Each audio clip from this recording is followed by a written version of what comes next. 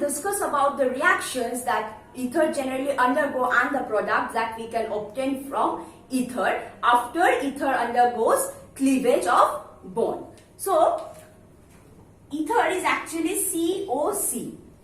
So, if I am treating this with any acids, so any of this bond must be cleaved so that new products are formed. So, this will be determined by the site of cleavage. So, this reaction is mainly based on the site of cleavage, like which site or which bond will be broken upon treatment with halogen acid like hydrogen iodide. So, if I take methoxy methane and treat this with HI, what is happening is that this oxygen will abstract H plus, which will be released by the dissociation of HI. So, HI will be dissociated and it will form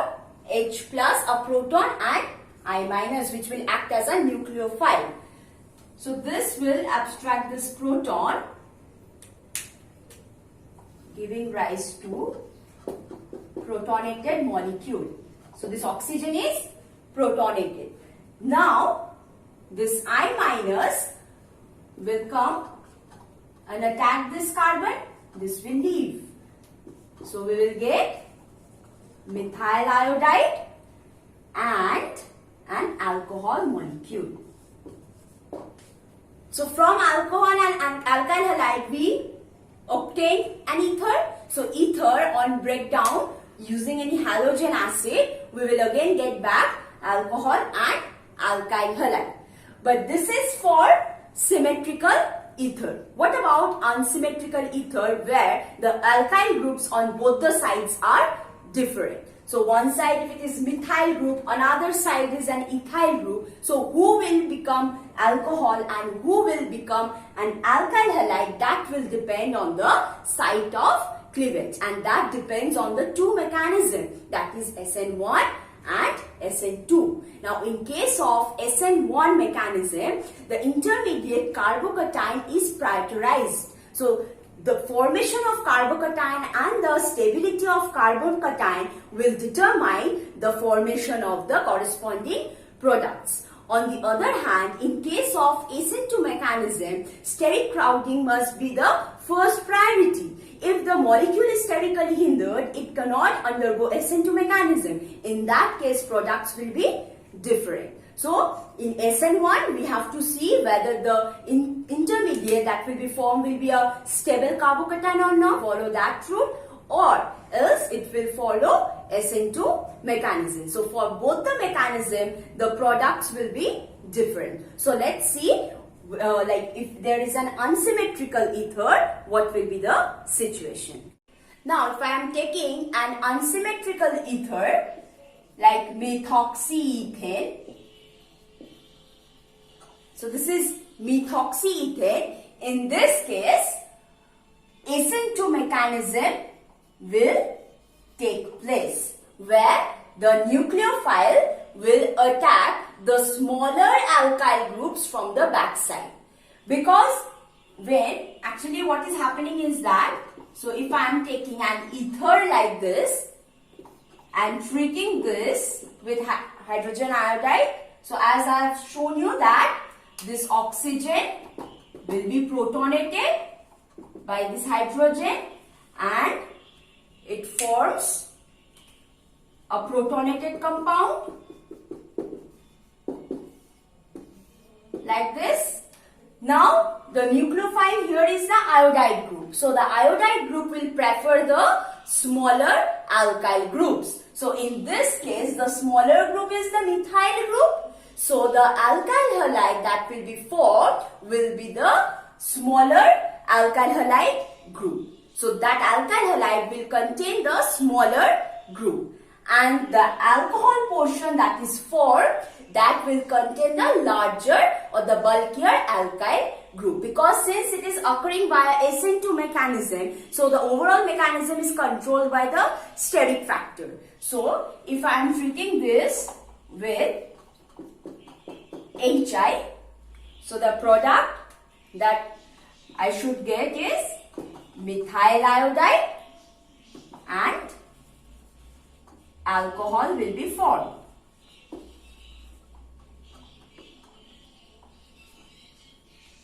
So ethanol and methyl iodide, or the IUPAC name is iodomethane, and in this case this is ethanol, and this is happening because this oxygen is protonated from this hydrogen ion, from the halogen acid.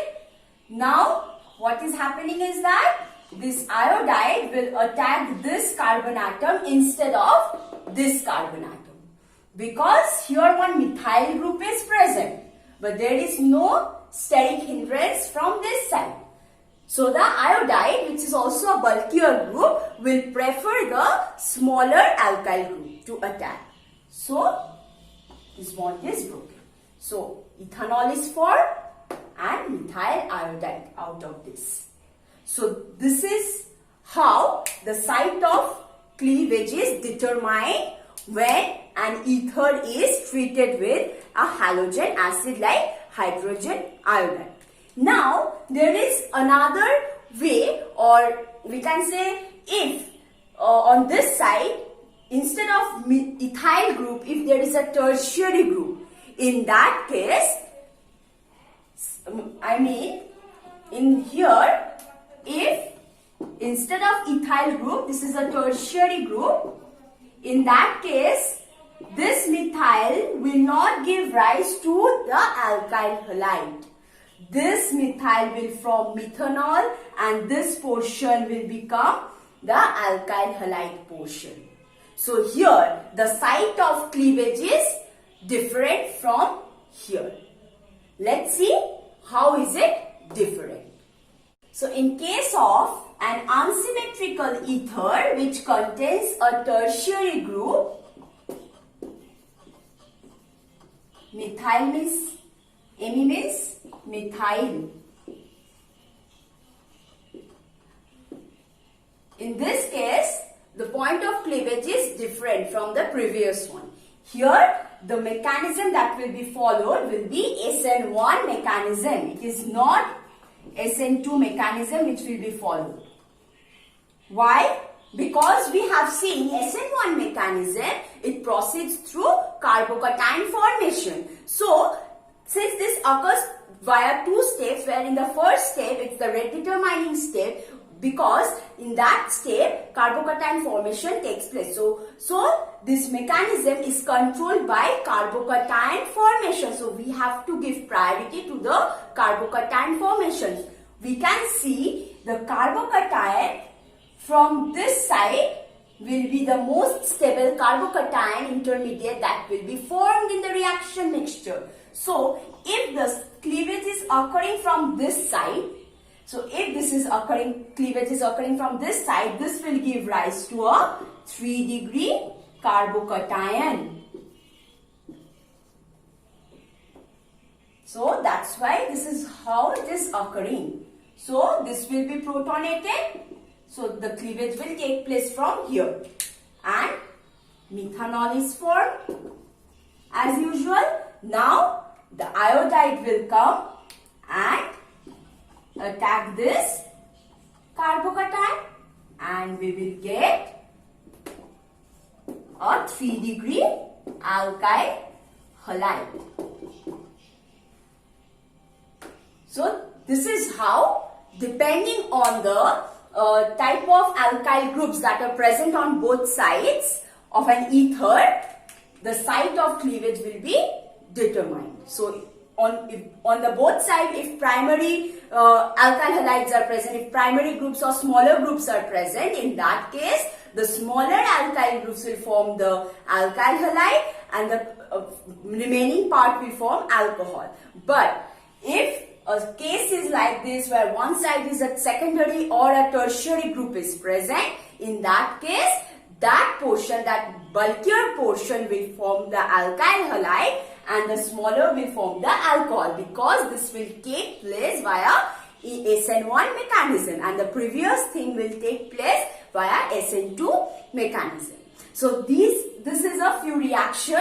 So we can see that from an ether we can obtain alcohol as well as alkyl halide. Now there is another way to prepare alkyl halide, and that is, so if I am treating an ether with PCl5, in this case we will get 2 molecules of alkyl halide. No alcohol will be formed in this case. And in case of anisole, like for methoxybenzene, this is known as anisole. In this case, same way,